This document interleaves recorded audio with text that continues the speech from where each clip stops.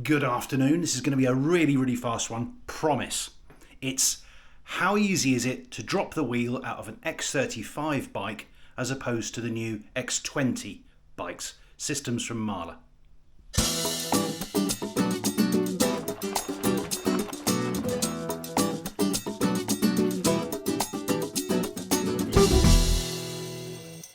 Right, let's start with the X20. It's a 6mm Allen key from the far side, unfortunately. There it is. It's not very highly torqued. I think it's 10 Newton meters torque. This might be easier on the floor.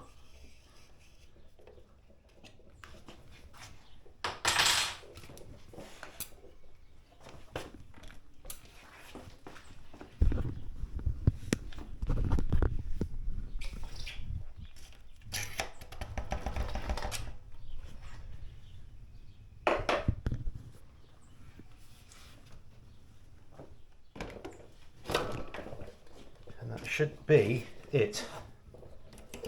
Yep, just drop straight out.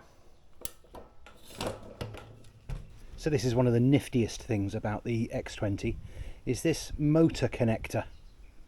So it's just a plug-in module. As you pull the wheel back up into the frame, that automatically aligns itself and plugs itself in.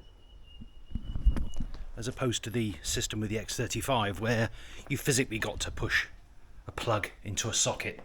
It's not difficult. And on the frame there's this piece which allows the connector to slide up and into the socket, which is just underneath my fingernail just there.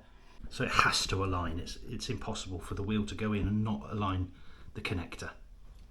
And when we're refitting the wheel, we need to make sure it's the right way around. We need to make sure that there we go, that the socket is pointing upwards. It does rotate. It goes upwards. In goes the wheel.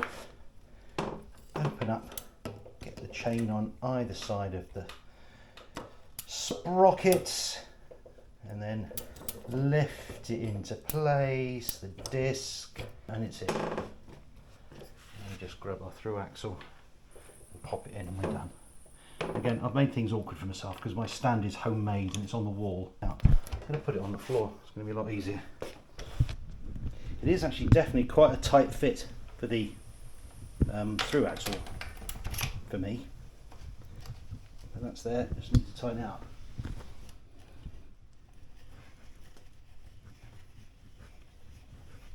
Oh, I've not got it in. Is that there now? No.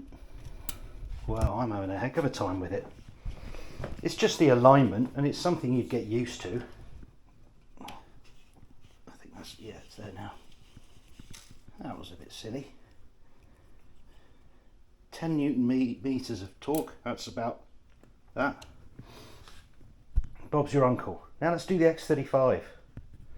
Right, here's my X35 system. Oh, it's so much more difficult. No, it isn't. It's ever so easy. So people complain that changing the rear wheel on X35 is difficult, and also they grumble about the extra tools they've got to carry. Well, every multi-tool has an 8mm Allen key on it, and they all have a 6mm Allen key on it. You need the 6mm to get the wheel out of the X20, and you need an 8mm to get the wheel out of a X35. Let's have a look at those, shall we? I mean, oh no! The horror of having to carry this rather than this. And they're both on the multi-tool that I use. Let's have a look at the multi-tool. This is the one I use. It's a Topeak one. Topeak? Topeak? Topeak? Who knows? So I'll carry that anyway. There's no extra tools that I need to disconnect my X35, which we're going to do now. Let's stop putting it off. First thing you do, the motor connector. There it is. So I do, when it's up on the stand like this, I just lean over, get my hands on it, Oh, there's two little clips you've got to pull out. You just give it a wiggle and it comes out. It's so straightforward. Can you see? I mean, that's it. And then there are two little clips. Let's show you the clips. That's a better angle anyway, isn't it? So it unplugs, and then there's a clip there, a clip in the middle, and a clip at the back. But you know, they're clipped in, unclipped. So it's ever so quick. So do that first.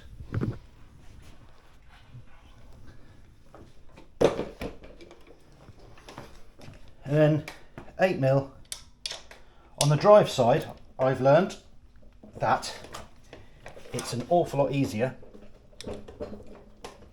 to completely remove the screw on this side. Don't know why, it just is. And the little lock washer thing. That'll come off in a sec. On the other side, you just need to loosen it a bit. Can you see or not? So just going to loosen that a little wee bit. But you don't need to remove it. But like I say, take this washer off. And then comes the incredibly difficult removal. Hold on. Oh, come on. It's not tricky, is it? And then to go back, it's the same. You have to make sure that the chain is on either side of the sprocket, and you just pull it up into place. Of course, I'm going to struggle now because you're here, but it really is just as straightforward, and it's back in. I mean, I hate to say it, and it's because I'm not used to the other system, of course, but that was about 10 times faster than the new all singing, all dancing X20. So it's nice to have it, the motor realign itself, but it's not exactly something that's key, is it? Two nuts you've got to do up, and then reconnect the plug. There are arrows on the, let's show you. I usually do that just one-handed as well, because I'm so used to it, because I fit gravel tyres to this bike, so they're on and off all the time. Let's see if we can get it close enough. So there's an arrow and an arrow. Make sure they're lined up, and then just push them together firmly. And then it's clip, clip, clip.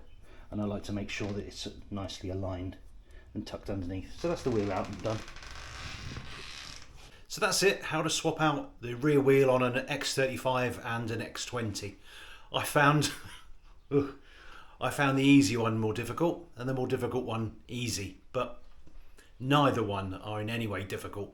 That's it for this week. For next time, it's going to be a proper assessment of the X35 versus the X20 by riding it up some steep hills. Until then, thanks for watching.